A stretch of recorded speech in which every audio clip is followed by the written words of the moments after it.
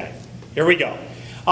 Today we're going to talk about really the second half of the concept of the new curriculum for AP US History, Period 3, which is Chapter 4 in your AMSCO book, and Period 3.1 key concept is British victories over France in the imperial struggle over North America lead to conflicts between the British government and American Indians, and the British government and its loyal colonists that culminate in a new nation that we call the United States. This segment is going to take you from what we call the steps to American Revolution. These steps are a series of things that happened to the colonists that if you look at it in a larger scale, that really in a very short period of time, so much happened. The best way that I can describe this is, if you could picture as a parent, that let's picture a child that has divorced parents, okay? And that child lives with a parent who's very loose in their raising of the child. Let's say that that child's 13, 14 years old and has no rules and is out wandering on the streets at 12 o'clock midnight, 1 o'clock in the morning, causing trouble, no real rules, rolls in at home, and that parent, maybe let's say it's dad, lets that kid get away with anything, okay? Let's say all of a sudden custody changes, and now that kid is living with mom, and all of a sudden the rules totally flip. Mom's got a 10 o'clock curfew on school nights, 11 o'clock on weekends. Well, the tough thing is, an expression my dad used to say, you can't put the toothpaste back into the tube. Once the toothpaste is out of the toothpaste tube, it's kind of over with. You can't go back again if you've got a 13-year-old that's had no rules and no curfew to try to think that all of a sudden you're going to parent them. It's not going to work. The damage has been done. Let's take that metaphor and look at what happened with the relationship with the British government and the American colonists. All of a sudden, they're going to try to parent us after really 7 generations of us being on our own. Doing things, as long as economically speaking, Britain got paid, we were left alone. Now Britain needs revenue, and they're going to come over here and start to impose a series of edicts and taxes. We talked in the first segment about the proclamation line of 1763, where George III drew an imaginary line and told the colonists they couldn't cross it. Of course they defied that. They'd been crossing that line before. George III's feeling was, I'm not going to continue to pay for soldiers to defend my American colonists from Indian attacks that don't need to happen. The next thing they came up with to generate revenue was something called the Sugar Act. A long time during the period of salutary neglect before 1763, there was a lot of smuggling and illegal activity. Britain was going to clamp down on the illegal activity, and what they were essentially going to do is they were going to make sure no more smuggling took place, so they made the most that they could make, and they were going to put a high tax on sugar, okay? A tax that the colonists didn't see directly, it was just sugar coming into the colony, so it was basically a duty. The colonists didn't like this, of course. They resented the fact that this tax had been imposed upon them. At about the same time, the king, who was sick and tired of having British soldiers being costly in the New World, decided that the colonists, under something called the Quartering Act, now this is 1765, the Sugar Act was 1764, the Quartering Act forced colonists to give lodging and food to any military, any British military at the time. So in essence, they're being forced to give up where they live and to give food if the military needs it. And again, the colonists felt resentment. The third real big tax is the first direct tax. It's called the Stamp Act. The reason the Stamp Act gets a lot of attention in 1765 is because it was a tax that was directly felt. It wasn't a tax on things that came from a ship that were just added to a total. No, it was a tax on things like playing cards, paper, legal documents, okay?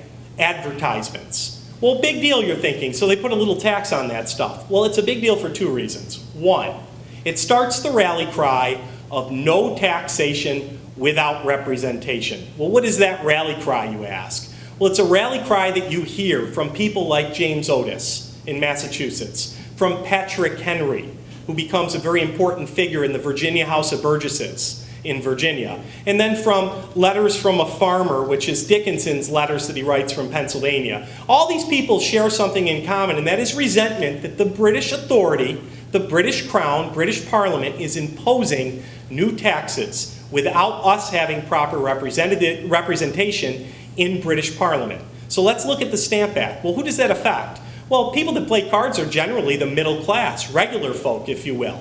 Who else does it affect? Legal documents? That affects lawyers. So you've got emerging on the scene a famous lawyer named John Adams, who asks the question, why are you doing this? Who makes the famous 1765 statement that people are more attentive to their liberties than they ever had been before. In other words, people are asking questions. He says people even to the lowest ranks. That means even the poor people are wondering, can they do this? Can they impose this? What did the Stamp Act lead to? It led to boycotts, and it even led to violence. The Sons and Daughters of Liberty, there were some violence uprisings. Eventually, a year later, the Crown got rid of it. They repealed the Stamp Act. But then they came up with something called the Declaratory Act, which gave the British government, the British Parliament, the King, the authority to declare anything that they wanted in terms of tax. They basically put it in writing. That was in 1766. In the next few years, they come up with another tax called the Townshend duties. The Townshend duties really were upsetting to the colonists because they were a tax on everyday items like tea, glass, lead, and again, paper. Now, if you look at this from a sense that we look at today, we know everything is taxed in America in the 2000s. But understand that we have a representative in Congress, and if we don't like our representatives in the House of Representatives and our two senators that serve us in Albany, that we have the right to go out and say, hey, we're not going to re-elect these people. So there is no representation in Parliament from the colonists, even though their taxes were actually very small compared to their British counterparts that lived in British mainland. Really, the proverbial crap hits the fan in 1770 with an incident called the Boston Massacre.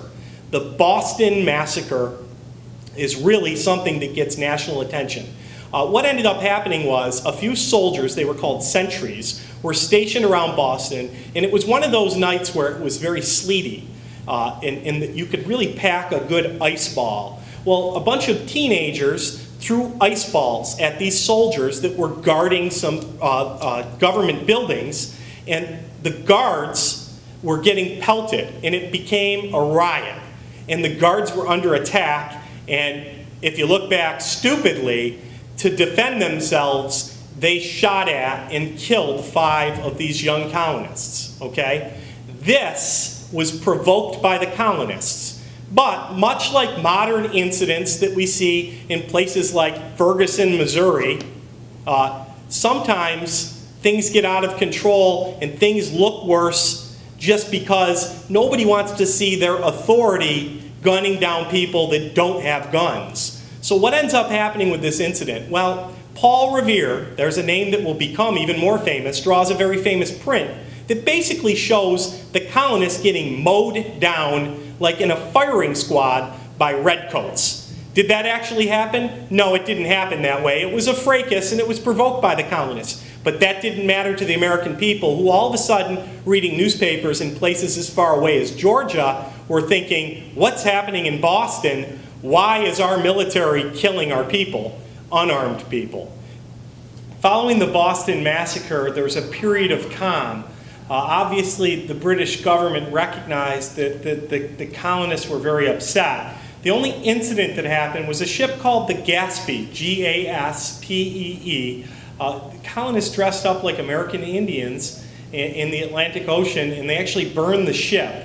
And that was in 1772. In 1773, however, the British made really another of a whole series of foolish decisions. This one by thinking that the colonists, in what we call the Tea Act of 1773, by thinking that the colonists would be interested in drinking tea at a cheaper price. Unfortunately, the colonists were British, and they took their tea very seriously. So thinking that they were going to get a different brand of tea to save the British East India Tea Company was really a bad decision on the part of the British. It's kind of like telling someone that loves Mountain Dew to drink a knockoff flavor of Mountain Dew, but don't worry, it's cheaper. Well, if you like Mountain Dew, you like Mountain Dew. So what ended up happening is the colonies didn't like the Tea Act, they didn't like the tea, they didn't like how it tasted or being told that it was the only tea they were to drink. So they dressed up, again like American Indians, and this time dumped all the tea in the harbor. This infuriated the British government more than any other event of the era. So much so that they passed a series of acts, which are basically laws, that we know as the Intolerable Acts. The first one is the Coercive Act, which actually expanded the Quartering Act, and it put the city of Boston under martial law. That's basically military rule with curfew. This led to the First Continental Congress. The other thing that happened was the Quebec Act, which was an act where French Canada was under stricter British control, and the colonists associated that with maybe what the future for them holds. So we're going to wrap things up right here, but we're right on the edge of the unthinkable American Revolution. Thank you.